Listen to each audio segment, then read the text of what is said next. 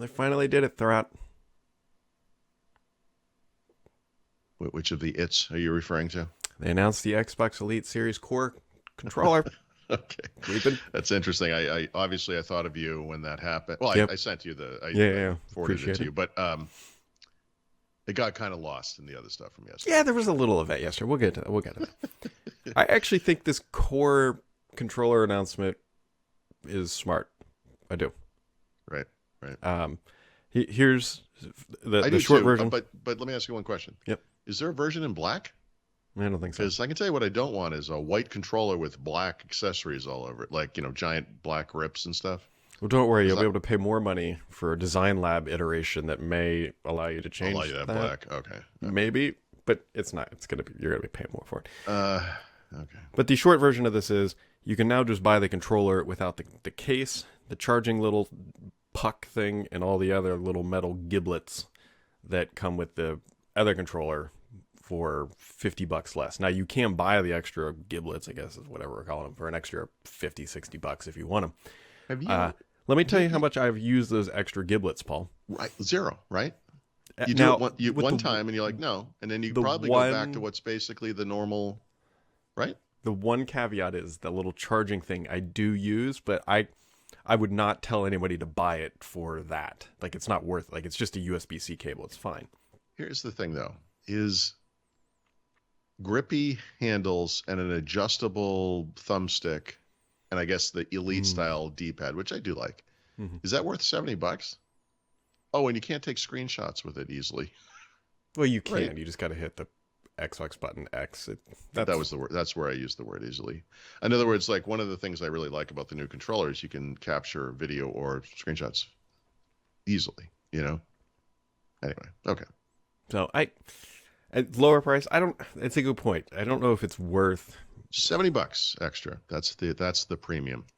Well, let me tell you it this way: if you don't feel that premium is worth it, you definitely don't feel that $100 is worth it or whatever, $120 is worth it for the full Elite. Well, that's what I wanted to ask you about. So I thought maybe my memory's just off, but it seems like there's been a substantial price reduction on the normal Elite. Like, wasn't this originally like $300? No, I think it was no. I think it was always about $170, something like that. Okay. Well, yeah. I don't know. I drop my controller a lot because I'm clumsy. Well, okay, it's a combination of clumsy and like I mentioned this on Windows Weekly a couple weeks ago. Leo sort of said he imagines me. I'm like throwing my controller at the wall or something. I've never thrown a controller, but what will happen is because of lag, latency, that issue I always complain about, I'll be like 20 feet past a wall, and then my body will crumple to the ground because I was shot by some guy before I went around the wall, and then I will, in resignation, lower my hands and drop the controller on the ground, and invariably I will ruin a thumbstick or something happens. Some button will stick and then you can pop it out and it's okay, sort of, but like with an Elite controller, it's like dropping a Lego set on the ground and it just explodes in 15 different pieces. And the more pieces you have on there, like those paddles or whatever, the stupider and uglier that is. And if you don't use those things anyway, the problem is obviously use thumbsticks. There are two of them. There's the D-pad. And those those goes flying off, and it's like that can't be good for it. And my Elite controller, I don't remember exactly, but it didn't last any longer than my normal controller. It's just that it's a bigger pain in the butt to pick it up after you drop it. It's just the shame of.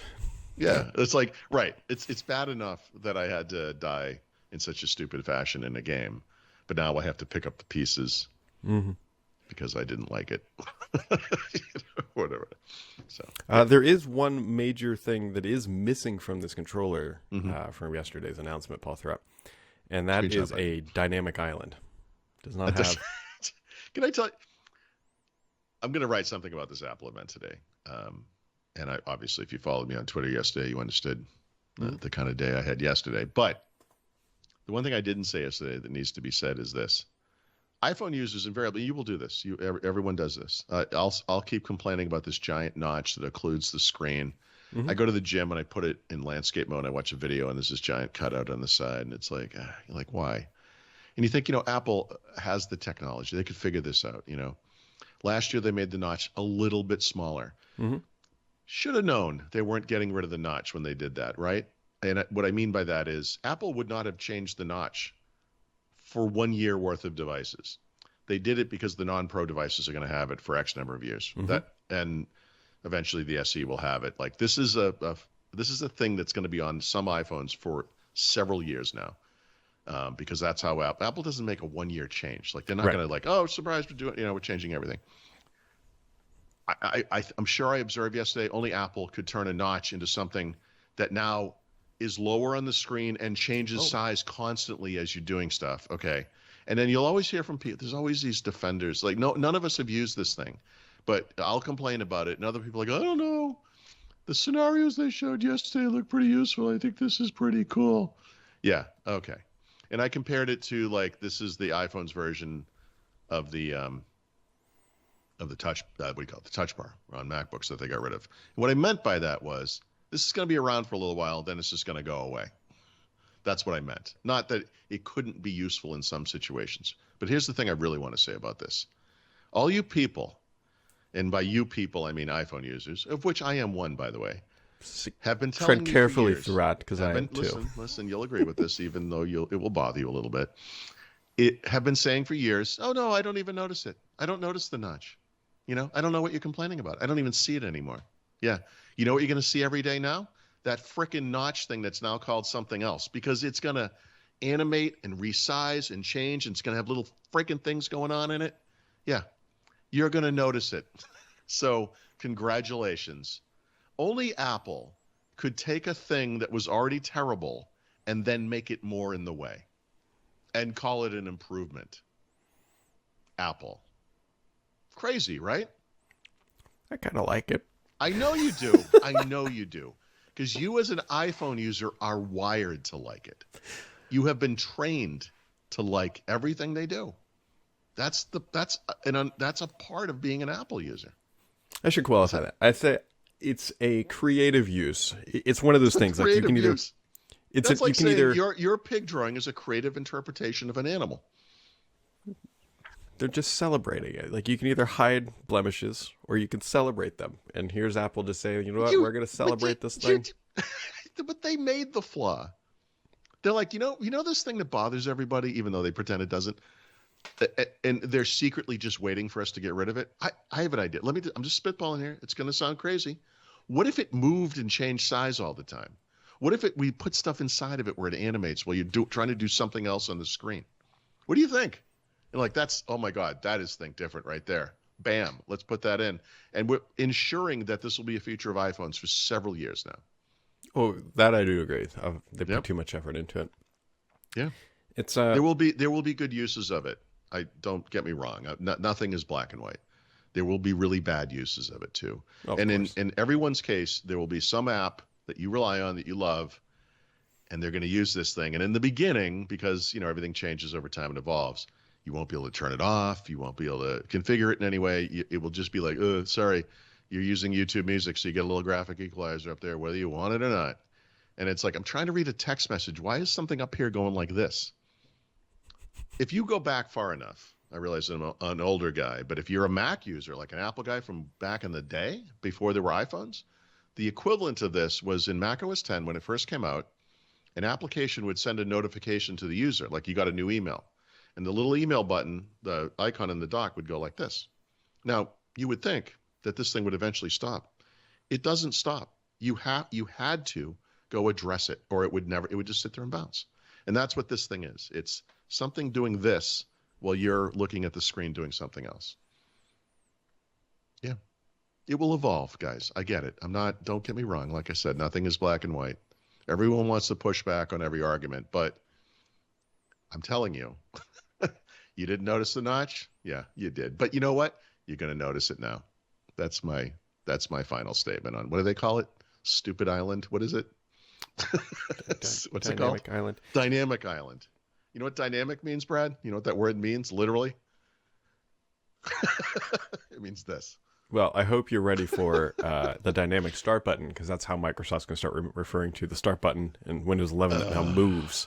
Dynamic widgets. Dynamic start. Oh, yeah. No, that's by the way, that's another great pushback to anything I say about Apple. They'll be like, "Oh yeah, well, Windows dot dot dot." Yeah, yeah, yeah. We're not talking about Windows. Windows sucks too. They're all. None of these people know what they're doing with UX. Don't worry. We all get to suffer. It doesn't matter what you choose. Don't worry. There's pain for everybody. We're just talking about the pain Apple just announced. It had just happened. The funniest thing, at least in my smooth brain, Yes. was so they announced a little satellite feature. I'll admit, kind of neat. Like you can point at the thing and they made, they streamlined. Little dystopian though, huh? What? Little dystopian. A little dystopian. I mean, you're going to be out in the middle of nowhere with your family, and God help you if you don't have this feature because you're going to die in the wilderness. Yeah. I mean, that's like, hey, okay. I mean, you're going to some national parks next year, right? Yeah. Don't tell me you didn't think about it. Oh no, we know we've thought about it. Mm-hmm. The hilarious thing in my smooth brain was so like they're doing like this thing, and the person can now send a text message to the satellite, and like my brain instantly goes, so now satellites support iMessage, but Android phones don't. Oh my God! So part of the thing I'm going to write today. Did you hear Tim Cook's reaction to that little problem? Yeah, it's like people don't really. He finally had a Steve Jobs moment. Buy your grandmother an iPhone. Yeah. Only to a rich, out of touch guy with the rest of the planet is spending more money the solution to a problem. We didn't hear from any of our customers that they wanted RCS support. No, you're not going to hear from your customers. You're going to hear from the people that could be your customers in the future, you freaking idiot. Like, this is about interoperability. This is like the guy who talks about inclusivity. He's standing in front of a pride rainbow the whole time. Oh, what about Android users? No, F them. Tell your effing grandmother to buy an iPhone like everyone else I care about. What? That's his version of you're holding it wrong. Right? I was also thinking more along the lines crazy. of like, we have one for that. It's called an Xbox 360 for people who live in a submarine. Like it's the Yes. Right. Again. It's not. Yeah. It's not just Apple that says stupid stuff like this. Right. But again, Apple just happened yesterday. It's their big day. We'll make fun of Google in a month or whenever that is. Don't worry. We're going to get everybody. Yeah. Microsoft will have an event soon. Mm-hmm. We'll make fun of them too. It's all good. The point is you have to point out this stuff when it happens. And my God, is Apple a target-rich environment? They can't not market things in such a fashion that they just open themselves up to this stuff. But from their perspective, there's no need to. Why would they? They are the big. Well, you know what? That's not necessarily true. So, for example, one of the things that Apple is getting into heavily now is services, and most specifically advertising. Right? Yep. Apple in a year or two will be one of the biggest advertisers in the world. Why would they do that? They've just spent all these years talking about privacy and how they, blah blah. You're not the product, blah. Why would they get into advertising? Because Apple is still a publicly held company in the United States, and they need to grow. And how do you grow fast when you have saturated the market with your hardware devices? You have to look for new markets, and services is one of them. One of the other ways they could grow their market, it's so obvious, is to reach out to the other people who don't use their stuff already. And that's the reason you do RCS. And by the way, the Apple way to do RCS is not to support RCS. It's to put iMessage on Android. Right, which to your point, why don't they have a service? We've not heard this from anybody is like, well, who you talking to? If you asked my wife, you said, hey, we'd like to get you to use an iPhone, and she'd be like, okay. And the way we're going to do it is we're thinking about adding RCS compatibility to iMessage. My wife would be like, I have no idea what you're talking about. Right. I don't need that. I don't even know what that is. And that's who they're talking to. Like that's, you don't talk, like the company that built itself on, you don't know you need it until we do it, is now telling us no one has provided us with the feedback that we need this feature. Shut up. Yeah. That's just self-serving nonsense. Well, no, that's not even true. That's not rational thinking. Apple has made such a good business out of being contrarian that I feel like it's just wired in them, and they can't not be contrarian. That's how this dynamic island thing comes up. Who would ever think of something like this? There's a giant moat in the screen that exists only because of the technology we use, and we can't figure out how to get up into a bezel. All right, how do we make lemonade out of this? Make it bigger, make it move, make it animate. Really? And then there are people who are like, I don't know, I think that looks kind of cool. What the fuck? What is, like, where's your brain? It's crazy, but Apple has a hold on people. They They do. also announced their it's like $800 Garmin Explorer Ultra sort of watch thing that is quite large. It's got a lot of features. I actually think for the right demographic, this will sell pretty well. Yeah, that's an interesting asterisk. I would just say when you think about ways to expand the Apple Watch market, right?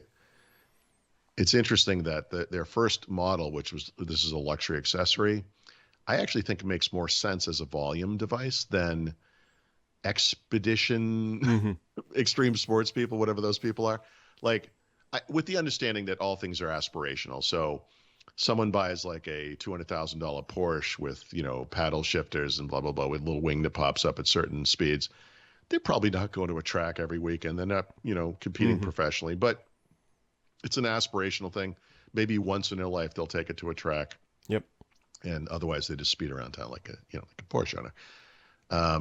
I guess, but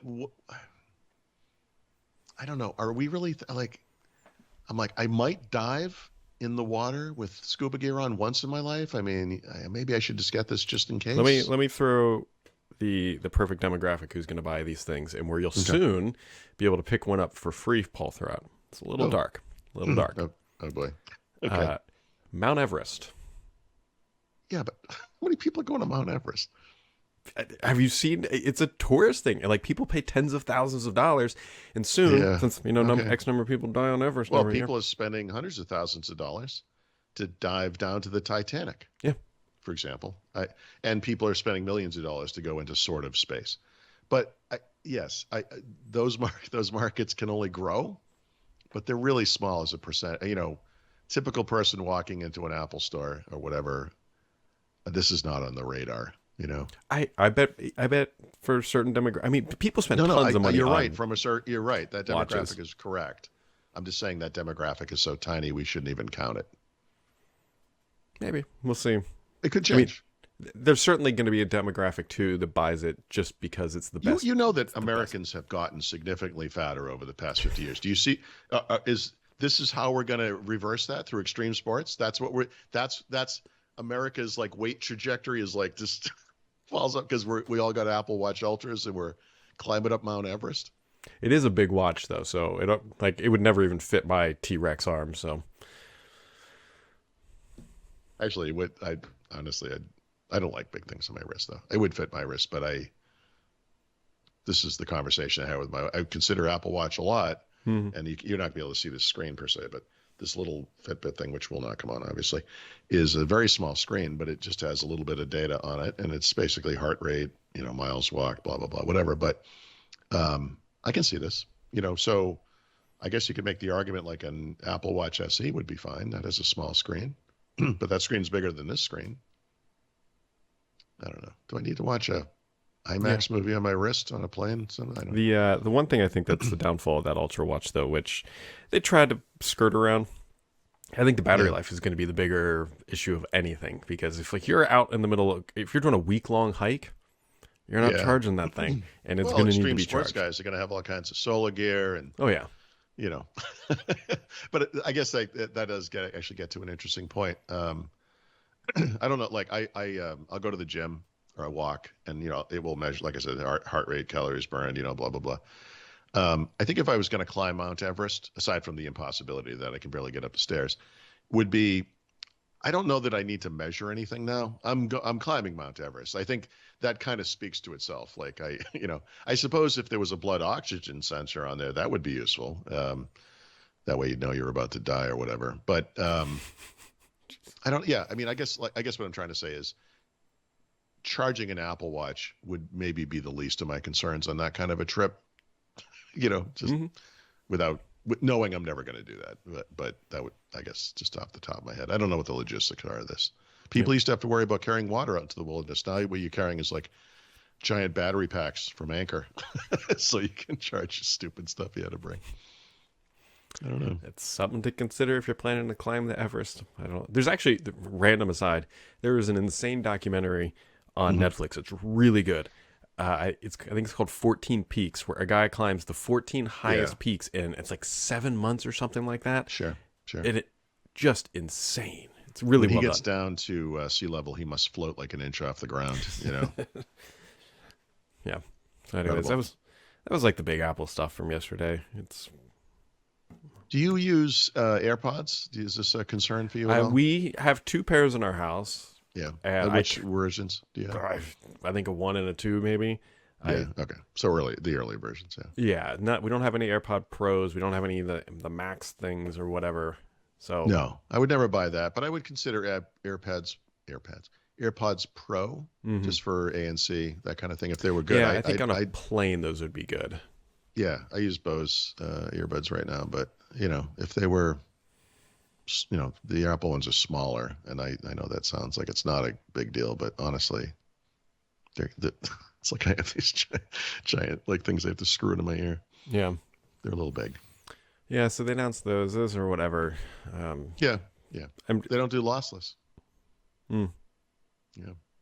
The The other thing too, I think they set up perfectly, is next year. I'm betting.